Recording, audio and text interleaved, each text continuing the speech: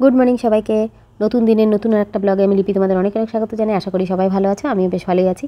শুরু হয়ে গেছে সকালবেলার রান্না। আজ সকালে রান্না হচ্ছে মুসুরির ডাল, বেগুন ভাজা আর রুটির একটা তরকারি। আমরা তো সকালে ভাত রুটি দুটোই লাগে আমাদের বাড়িতে, তো সেই জন্য রুটিরও একটা তরকারি লাগবে এবং সেটা আলু ছাড়া। তো সেই জন্য পটল দিয়ে কিছু একটা তরকারি করতে হবে। পটল দিয়ে পেঁয়াজ দিয়ে ভাজাও হতে পারে বা পটল দিয়ে ঝিঙে দিয়ে একটা ঝোল তরকারিও কিছু হতে পারে, তো সেটা এখনও ডিসাইড করা হয়নি। গুড মর্নিং সবাইকে, এমএস বেঙ্গলি ব্লগের নতুন একটা ব্লগে আমি লিপি তোমাদের অনেক অনেক স্বাগত জানাই। আশা করি তোমরা সবাই ভালো আছো, আমিও মোটামুটি ভালো আছি। আমরা সবাই মোটামুটি ঠিকঠাক আছি। গলাটা একটু ব্যথা হয়েছে, কালকে রাতে এসি চালিয়ে বন্ধ করতে ভুলে গেছি, তো সেই কারণে। তবে ওটা আশা করি বেলা বাড়তে বাড়তে ঠিক হয়ে যাবে। একটু গরম জলে গার্গেল করবো। আর আজ হচ্ছে বৃহস্পতিবার, মেয়ে স্কুল ছুটি আছে, ঈদের ছুটি। আর এদের তো পরীক্ষা হয়ে যাচ্ছে এক সপ্তাহ ধরে। এখনও কালকের একটা পরীক্ষা আছে, হাতের কাজের পরীক্ষা। তারপরে কিছুটা ছুটি আছে মাঝখানে, ছুটি না মানে ক্লাস হলো, পরীক্ষা নেই। তারপরে 22 তারিখে গিয়ে ওদের জিকে পরীক্ষা, তাহলে মোটামুটি পরীক্ষাটা শেষ হবে। তো দেখতে থাকো আমার সঙ্গে আজকের দিনটা কেমন যায়। তো সকালবেলা ঘুম থেকে উঠে মেয়ের যদি স্কুল না থাকে তো টুকিটাকি এটা সেটা করি। সবসময় সমস্ত কাজগুলো ব্লগে দেখানো সম্ভব হয় না, বা সবসময় ক্যামেরাটা অন করে রাখা সম্ভব হয় না। একটা সংসারে অনেক ধরনের কাজ থাকে, তো সেগুলো সব দেখানো সম্ভব হয় না। যেটুকু দেখানো হয় মনে হয় এইটুকুই বুঝি একটা বাড়ির কাজ, বা এইটুকুই হয়তো আমি করি। আসলে সেটা নয়, অনেক ধরনের কাজ থাকে। তো এই জিনিসগুলো, মুড়ি বিস্কিটগুলো কাল নিয়ে এসেছিলো কিন্তু তোলা হয়নি, সেগুলোই রেখে দিয়েছিলাম উপরটায় চালের ড্রামের উপরে। সেটা এখন তুলে নিলাম, তুলে এবার চা খেতে বসেছি। আমি চাটা সঙ্গে সঙ্গে খাই না, ঘুম থেকে উঠেই সঙ্গে সঙ্গে চা খেতে আমার ভালো লাগে না, একটু দেরি করে চা খাই, টুকটা কেটে সেটা করি, তারপরে চাটা খাই। তো এখন চা বিস্কিট খেয়ে নিচ্ছি। চাটা খেয়ে আমি এখন একটু ছাদে যাচ্ছি, নিচে এখন কোনো কাজ নেই আমার সেরকম, তো সেই জন্য ছাদে চলে এলাম। এই গাছগুলো বলেছিলাম তোমাদেরকে যে একটু পরিষ্কার পরিচ্ছন্ন করবো, সে আর হয়েই উঠছে না, কিছুটা কুড়েমি করেই। আর সময়েরও একটু অভাব হচ্ছে, কারণ মেয়ের পেছনে বেশ সময় দিতে হচ্ছে, পরীক্ষা চলছে যেহেতু। ও টিউশন টিচারও ঠিকমতো আসতে পারছে না, তো সেই কারণে এই কাজগুলো করা হচ্ছে না। এই যে কাঞ্চন ফুলের গাছটা যে টবটাতে ছিল, টবটা ভেঙে গেছে যখন ওই টবগুলো এদিক সেদিক সরিয়েছিল কাজ করার সময়, প্যান্ডেল করার সময়, ওই মায়ের কাজের সময়, তখন ওটা ভেঙে গেছিলো। তো আমি তখন থেকেই ভেবে রেখেছি এটাকে শিফট করবো, শিফট আর করা হয়নি নতুন টবে। তো আজকে সেটা করলাম। আর তার সঙ্গে অ্যাডিনিয়ামের গাছটা, মানে অ্যাডিনিয়ামের গাছের যে টবটা রয়েছে সেটাও ভেঙে রয়েছে, তো সেটাকেও ভাবলাম যে এই টবটাতে মানে শিফট করে দিই। এই টবগুলো, প্লাস্টিকের টবগুলো আমাকে আগের বছর বা তার আগের বছর শীতের সময় এনে দিয়েছিল, শীতের ফুল গাছ লাগিয়েছিলাম সে বছর। তো তারপর থেকে আর সেরকম কিছু লাগানো হয়নি, টবগুলো রঙগুলো নষ্ট হয়ে গেছে। আর এই টানা হেঁচড়াতেই টবগুলো ভেঙে গেছে আমার। এরকম গাছপালা লাগাতে, ফুলের গাছ বা যে কোনো ফলের গাছ বা ছোটো যেগুলো বনসাই করা, এই জিনিসগুলো আমার বেশ ভালো লাগে। কিন্তু কোথায় কষ্ট হয় বলো তো, যে গাছগুলো আমি রেখে 2-4 দিনের জন্য যদি কোথাও বাইরে যাই, ছাদের গাছ যেহেতু শেড দেওয়া হয়ে গেছে, একদম শুকিয়ে কাঠ হয়ে যায় গাছ। তার আগেও যখন শেড ছিল না তখনও জল দেওয়ার লোকের খুব অসুবিধা হয়ে যায় বাড়িতে, তো সেই কারণে কী হয়, গাছগুলো শুকিয়ে মরে যায়। তখন এসে যখন দেখি খুব কষ্ট হয়, মনে হয় তার থেকে না লাগালেই ভালো হতো বাবা। তো সেই কারণেই আর অনেক দিন গাছপালা লাগানো বা যত্ন করা একদম ছেড়েই দিয়েছি। মোটামুটি দেখো এরকম করে একটু গুছিয়ে নিলাম। এখানে মাটি থাকলেও কিছুটা, এটা অন্য একটা টবে কিছু একটা গাছ লাগাবো সেই জন্য রেখে দিলাম।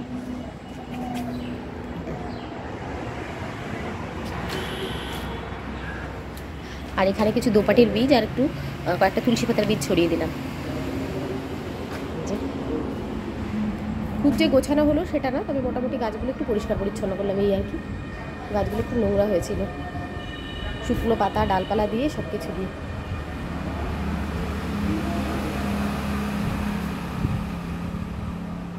আর এখানে কিছু টব, ফাঁকা টব রেখে দিলাম, এগুলো এক জায়গায় করলাম না, এখানে অন্য কিছু গাছ বসাবো।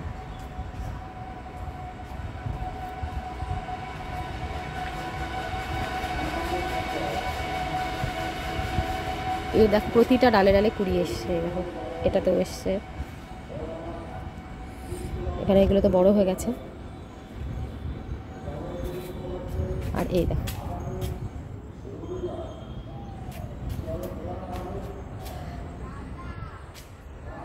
চলো এবার যাই নিচে। নিচে এসে দেখি ফুলওয়ালা দাদা চলে এসছে ফুল দিতে, তো সেই জন্য ফুল নিতে এলাম। আমি অনেক দিন বাদেই দাদার কাছে ফুল নিতে আসছি, মানে একদিন যতবারই ফুল দিতে এসছে সেই সময় আমি হয়তো মেয়েকে খাওয়াচ্ছি বা স্কুলের জন্য রেডি করছি, অন্য কেউ এসে ফুল নিয়েছে।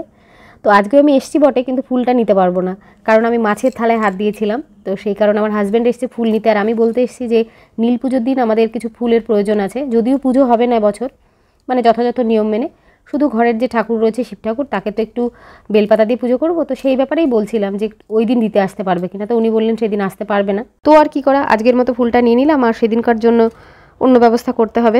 রোজ যে ফুল দেয় তার সঙ্গে আজকে একটা পদ্ম ফুল নিয়ে নিলাম, আজকে বৃহস্পতিবার লক্ষ্মী ঠাকুরকে দেবো। যদিও আমাদের আসলে লক্ষ্মী ঠাকুরের কিন্তু মূর্তি নেই কোনো, আসলে একটা সিঁদুরের কোটা আছে, ওটাকে আমরা লক্ষ্মী ঠাকুর হিসাবে পুজো করি। মানে এটা এবারের রীতি, যেহেতু রাধাকৃষ্ণের পুজো হয় তো সেই জন্য অন্য কোনো ঠাকুরের পুজো করা দরকার হয় না বলে বিশ্বাস। এই মাছটা কালকে বাজার থেকে আনা হয়েছিল, এটা ফ্রিজে ছিল, পরিষ্কার করে রেখেছে মাসি, কিন্তু সেরকম পরিষ্কার হয়নি, উপরে দেখো কালো কালো পুরো লেগেই রয়েছে। এই ধরনের মাছগুলো মানে যেগুলোর উপর গায়ে যেরকম পিচ্ছিল পিচ্ছিল ব্যাপারটা থাকে, এই মাছগুলো সাধারণত আমাদের বাড়িতে কাটার সময় লবণ দিয়ে কাটা হয়। আমাদের বাড়িতে তো দেখলাম, মানে আমার বাপের বাড়িতে দেখি ছাই ফাই দিয়ে কাটে, মানে উনুনের ছাই, গুটের ছাই। তো বাড়িতে সব বাড়িতে গ্রামের দিকে বাড়িতে কাঠের উনুন একটা থাকেই, তো সেখান থেকে। কিন্তু এখানে তো সেই সব ব্যবস্থা নেই, লবণ দিয়েই দেখতাম পরিষ্কার করতো, কিন্তু সেরকমভাবে পরিষ্কার কিন্তু হতো না। তবে এই পদ্ধতিটা যে আলুর খোসা দিয়ে চটকানোটা, এইটা আমার জায়ের কাছ থেকে আমি শিখেছি এবং আগে একদিন অ্যাপ্লাই করে দেখেছি, সত্যি ভীষণ ভালো পরিষ্কার হয়। দিদি বলেছিল এর সঙ্গে যদি পেঁপের খোসা দেওয়া যায় আরও ভালো পরিষ্কার হয়, তো সেটার আমার ট্রাই করা হয়নি। তবে এই পদ্ধতিটা তোমরা বাড়িতে ট্রাই করে দেখতে পারো, খুব সুন্দর। সবসময় লবণ দিয়ে পরিষ্কার করা বা সবসময় ছাই ঠাই এগুলো তো পাওয়া যায় না, আলুর খোসা দিয়ে পরিষ্কার করলে বেশ সুন্দর পরিষ্কার হয়। তোমরা বাড়িতে একবার ট্রাই করে দেখো। আমি নিজে অ্যাপ্লাই করেছি এবং দেখেছি সত্যি ভীষণ কার্যকরী পদ্ধতি, এটা ভালো টেকনিক। তোমাদেরও বলবো একবার জাস্ট করে দেখো, খুব কার্যকরী। আজকে ভাবলাম একটুখানি মুড়িঘণ্ট ট্রাই করি। এর আগে আমরা কোনোদিনই মুড়িঘণ্ট রান্না করিনি, মানে আমার ননদ করেছে এক দুবার, কিন্তু আমরা কখনো বাড়িতে ট্রাই করিনি। তো সেই জন্য, আর আমরা রান্না করলে আমরা বলছি বারবার করে, কারণ আমরা যখন কোনো স্পেশাল কিছু রান্না করি তখন আমি আর আমার হাজব্যান্ড দুজনে মিলেই রান্না করি। তো সেই কারণে আমরা বলছি, কারণ আমার হাজব্যান্ড রান্না করতে ভালোবাসে, রান্নাটার প্রতি ওর একটা ন্যাক আছে। তো সেই জন্যই আমরা দুজনে মিলে আলোচনা করে একটা কিছু ভালো রেসিপি দেখি, চলো এটা ট্রাই করি। আর আসলে ওই ধরনের চিন্তাভাবনা যে ছেলেরা রান্না করতে পারবে না বা রান্নাঘরে যেতে পারবে না, কেন রান্নাঘরে কী করছে, এই ধরনের চিন্তাভাবনা আমার হাজব্যান্ডের মধ্যে নেই, ওই ধরনের স্টিরিওটাইপ চিন্তাভাবনা। ওর কাছে ও বলে রান্না করতে গেলে ওর নাকি টেনশন বা স্ট্রেসটা অনেক দূর হয়ে যায়। আর দুজনে মিলে রান্না করতে গেলে রান্নার মধ্যে গল্প করতে করতে বেশ আলাদা একটা এনার্জি পাওয়া যায়, সময়ও কাটানো যায়। তো এইদিকে দেখো চালটাকে আমি ঘিতে ভালো করে মেখে রেখে দিলাম, আর এখানে আলু কেটে রেখেছি গোল গোল করে, তার সঙ্গে আদা জিরে বাটা, আর এখানে পেঁয়াজটা একটু কম আছে পরিমাণে, তো সেই কারণে আরেকটা পেঁয়াজ রেখে দিয়েছি, ওটাও কেটে নেব। আর এখানে এই জিওল মাছটা রান্না হবে, আলু বেগুন দিয়ে ঝোল হবে। আর এখানে যে মাছের মাথাটা ভেজে রাখা হয়েছে। তো চলো তোমাদের সঙ্গে শেয়ার করি আজকে মুড়িঘণ্ট রেসিপিটা। প্রথমে কড়াইতে তেল দিয়ে ভালো করে আলুগুলোকে ভেজে নিচ্ছি। আলুগুলো গোল গোল করে কেটে নিয়েছি, একটু ছোটো ছোটো করে টুকরো করেছি। তো এগুলো ভালো করে ভেজে তুলে নিলাম। এবার ওই তেলের মধ্যেই দিয়ে দিলাম শুকনো লঙ্কা, তেজপাতা আর গোটা গরম মশলা। ফোড়নটা যখন ভালো মতো ভাজা হয়ে গেল তখন এর মধ্যে দিয়ে দেবো পেঁয়াজ। এই যে রান্নার ব্যাপারটা বলছিলাম, যে আমার হাজব্যান্ড রান্না করতে ভালোবাসে, ও বাইরে বেশ কিছুদিন চাকরি করেছে, এখন তো চাকরি ছেড়ে এসে বাবার ব্যবসা জয়েন করেছে। তো যখন বাইরে থাকতো তখন ও নিজে রান্নাবান্না করে খেত, সেখান থেকে রান্নার ইন্টারেস্টটা সম্ভবত ওর এসছে, আমার যেটা ধারণা। খুন্তি আমি নাড়ছি, কিন্তু আমাদের রান্নার মেন কুক কিন্তু এই যে আমাকে ইনস্ট্রাকশন দিচ্ছে, দেখাও দিকে।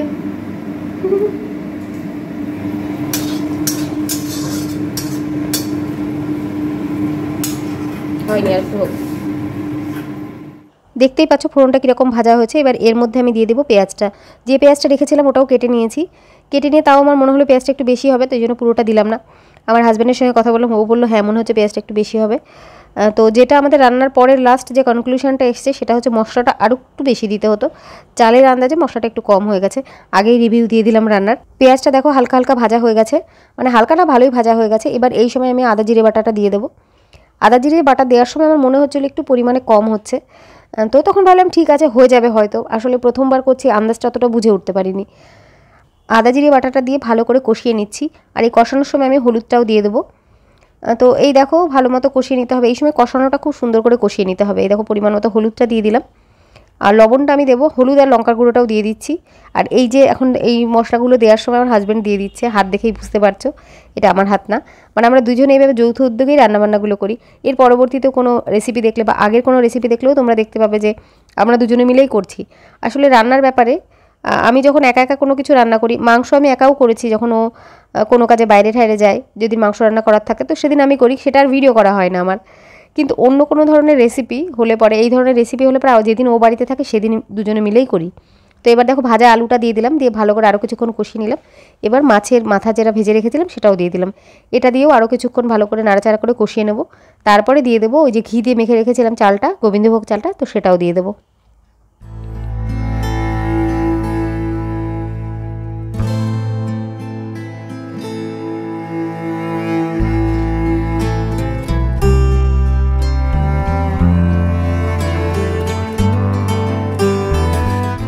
চালটা দিয়ে ভালো করে মিশিয়ে নিলাম। একটু নাড়াচাড়া করে এর মধ্যে দিয়ে দেবো জল, পরিমাণ মতো জল দিতে হবে, জলটা একটু বুঝে দিতে হবে। তো জলের পরিমাণটা খুব বেশি হয়ে গেলে আবার চালটা বেশি মানে গলে যাবে, তখন ভালো লাগবে না খেতে। আবার যদি জলটা কম দিই তাহলে আবার চালটা শক্ত থাকবে, সেটা একটু বুঝে নিয়ে দিতে হবে। আর একটু গরম জল পাশে রেখে দেওয়াই ভালো, আমার যেটা মনে হয়। তো আমরা সেটা করেছিলাম, একটু গরম জল রেখে দিয়েছিলাম। যদি এইটা কিন্তু আমি গরম জল দিইনি, এটা আমি নর্মাল টেম্পারেচারের জলই দিয়েছি। একটু গরম জল রেখে দিয়েছিলাম, যদি দেখি যে চালটা ঠিকমতো সিদ্ধ হয়নি তখন একটু গরম জল দিয়ে দেবো। কিন্তু লাকিলি আমাদের লাগেনি, সেটা আমাদের জলের আন্দাজটা ঠিকই ছিল। এই পর্যায়ে লবণটা দিলাম, কষানোর সময় কিন্তু লবণ দিইনি। এইবার লবণটা দিয়ে দিলাম, দিয়ে এবার ঢাকা দিয়ে রাখবো। এবার এদিকে রান্নাটা হোক, আর আমি সকালে জল খাবার খাইনি। এই দেখো পটলটা কাটা হয়েছিল, লাস্টে পটলের তরকারি হয়নি, পটল দিয়ে আর পেঁয়াজ দিয়ে ভাজা হয়েছে। তো আমি এখন জলখাবারটা খেয়ে নিই। আর জলখাবার খেতে খেতে এদিকে দেখো রান্নাও হয়ে গেছে। আমি তো অনেস্ট ব্লগার।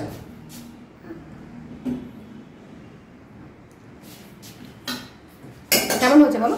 ভালো। সেটা বলো যে খুব ভালো হয়েছে, এটা বলো। ভালো হয়েছে।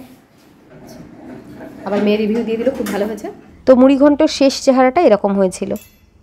কদিন ধরে দুপুরবেলায় বেশ ঘুম দিচ্ছি, আর দুপুরবেলা তো একদম ঘুমোতাম না। এই 3 দিন হলো, 3 দিন না 2 দিন হলো না, একদম টানা ঘুম দিচ্ছি। বেশ ভালো ফ্রেশ লাগছে অনেক। আসলে রাতে অনেক রাত করে করে আমি এডিট করি, আমি ধীরে ধীরে এডিট করি, মানে ভয়েস দিই, পছন্দ হয় না, আবার সেটা ডিলিট করে দিই, মানে যাই অনেক দেরি হয়। আর সেই কারণে ঘুমোতেও দেরি হয়। আবার সকালবেলায় ঠিকমতো ঘুম হয় না, দুপুরেও ঘুম হয় না। সেই জন্য শরীরটার মধ্যে না বেশ কদিন ধরে একটু খারাপ খারাপ লাগছিলো। তো এই কারণে 2 দিন একটু ঘুমিয়েছি, দুপুরবেলায় অনেকটা ফ্রেশ লাগছে। আর ওইদিকে কাজ হচ্ছে, টকটক করে আওয়াজ শুনতে পাচ্ছ। এই রান্নাঘরের দরজার যে লকটা নষ্ট হয়ে গেছে, লকটা খুলে ফেলে ওখানে একটা হ্যাজবোল্ট লাগানো হচ্ছে। সেই কান্তি কাকা এসেছে কাজ করতে। আর এর মধ্যে আমি ঘুমিয়েছিলাম, ও একটুখানি বেরোলো, মানে তখন ঘুমটা ভেঙেছিল, বলেই গেল। ওই কিছু টুকটাক জিনিস আনার ছিল, ওই 3টে ব্রাশ আরও বিস্কিট টিস্কিট এসব আমি দেখাচ্ছি পরে। মেয়ের তো স্কুল ছুটি ছিল বলে বেশ আরামে ঘুমিয়েছি। আজকে ঈদ, আর সবাইকে ঈদ মুবারক, ঈদের অনেক অনেক শুভেচ্ছা জানাই, খুব আনন্দ করো সবাই। এবার দেবো কি এনেছে, চল আয় বাইরে আয়, তাহলে ভিডিওটা করতে পারবো না ঠিক করে। হনুমানে দাপাদাপি করে বেড়াচ্ছে কি হারে। বাবা দোকান থেকে কি এনেছে সেটা দেখার জন্য আমার মেয়ে অস্থির হয়ে গেল। তো তখন থেকে আমি বললাম একটু ভিডিও করবো, দাঁড়া এখনই বার করিস না। তো ওর জন্য টুথব্রাশ এসেছে সেটাও জানে। ওর বাবা এসেই বলেছে, মানে ওর বাবা যখন ব্যাগটা নিয়ে ঢুকছে তখনই জিজ্ঞাসা করছে, বাবা আমার জন্য কি এনেছো? তখনই ওর বাবা বলেছে তোমার জন্য একটা টুথব্রাশ আছে। তো নিজের জন্য এসছে টুথব্রাশ, সেটা দেখতে হবে। আমাদেরও ছোটোবেলায় হতো, নিজের জন্য কিছু আনলে পরে সেটা দেখার জন্য অস্থির হয়ে উঠতাম। তো জিনিসগুলো সব একটা একটা করে বার করছে, ও টুথব্রাশটা এখনও বার করিনি, তো সেটার জন্য অপেক্ষা করে এখনও দাঁড়িয়ে আছে ও। যে এইসব টুকিটাকি জিনিসগুলো আনতে দিয়েছিলাম। আমাদের 3 জনেরই ব্রাশের অবস্থা খুব খারাপ। 3টে টুথব্রাশ, এই যে 3টে বিস্কিট, 3 রকমের বিস্কিট, এখানে মেয়ের খাতা, মানে এত ছবি আঁকে খাতা শেষ হয়ে যায়। আর কালকে একটু উপোস থাকবো, নীল পুজো উপোস থাকবে, পুজো করবো না, তো এমনি ঘরে পুজো করবো, নিয়ম করে যে নীল পুজো হয় সেটা করবো না, তার জন্য কিছু ফল আর এই টক দই আর একটা মেয়োনিজ আনতে বলেছিলাম, যেটা আর মেয়ের জন্য এই হচ্ছে। এবারে দেখো, যেহেতু শুয়েছিলাম বিছানাটার এই অবস্থা, এমনিতেও না ঘুমালে পরেও এই অবস্থাই হয় আমার বিছানা। তো এটা তুলে রেখে যাবো সন্ধ্যা পুজো দিতে। কান্তি কাকা করছে কাজ, এখানে তোমাদের বললাম না রান্নাঘরের দরজার লকটা নষ্ট হয়ে গেছে, তো সেটা চেঞ্জ করে একটা হ্যাজবোর্ড লাগিয়ে দিচ্ছে। ওই লকগুলো খুবই ডিস্টার্ব হয়, আমাদের ঘরের বেডরুমের লকটাও ডিস্টার্ব করছে।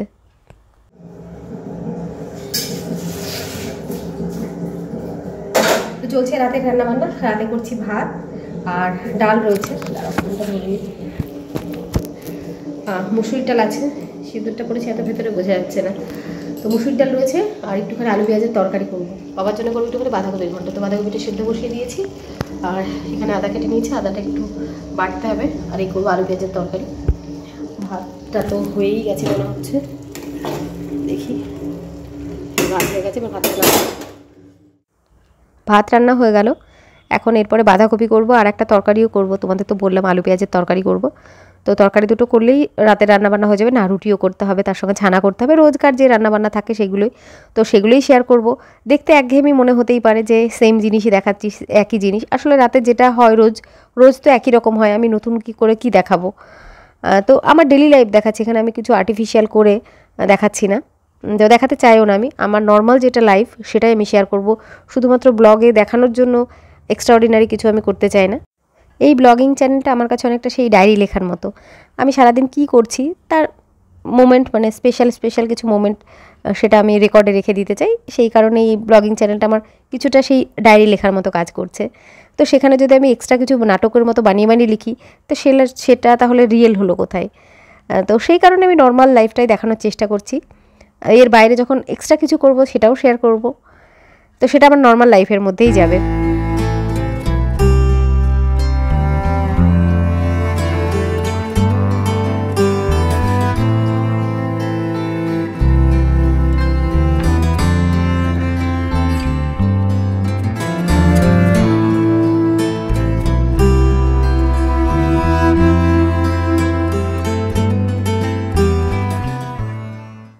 রান্না করতে বেশ খানিকটা দেরি হয়ে গেছে আজকে, তো সেই জন্য ওখানে আলু পেঁয়াজের তরকারিটা ছোটো কড়াইতে হচ্ছে, বড় কড়াইটা নিয়ে এখানে ভাবলাম বাঁধাকপিটা বসিয়ে দিই, নাহলে বাবার খেতে দিতে দেরি হয়ে যাবে। চেষ্টা করি আজকাল 9:30টার মধ্যে বাবার খাবারটা দিয়ে দেবার, তো কোনো দিন একটু দেরিও হয়ে যায়, 9:45টাও বেজে যায়, তবে 10টার উপরে কখনোই যায় না। চেষ্টা করি 10টার মধ্যে যাতে বাবার খাওয়াটা হয়ে যায়। আজকের ব্লগটা তাহলে এখানেই শেষ করব। তোমরা সবাই ভালো থেকো, সুস্থ থেকো, সাবধানে থেকো। আর যারা আমার ভিডিওটা দেখছো তাদের যদি ভালো লাগে একটা লাইক করে দিও, আর যদি আমাকে ভালো লাগে, আমার চ্যানেলকে ভালো লাগে, তাহলে সাবস্ক্রাইব করে দিও। আর যারা অলরেডি সাবস্ক্রাইব করে দিয়েছো তাদেরকে অসংখ্য ধন্যবাদ। টাটা বন্ধুরা। এই তো হলো বাঁধাকপির চেহারা, খেতে কেমন হয়েছে কে জানে, বাবা খেয়ে বুঝতে পারবে। বাবার খাবার রেডি, দিয়ে আসি, তারপরে আমরাও খেয়ে নেব।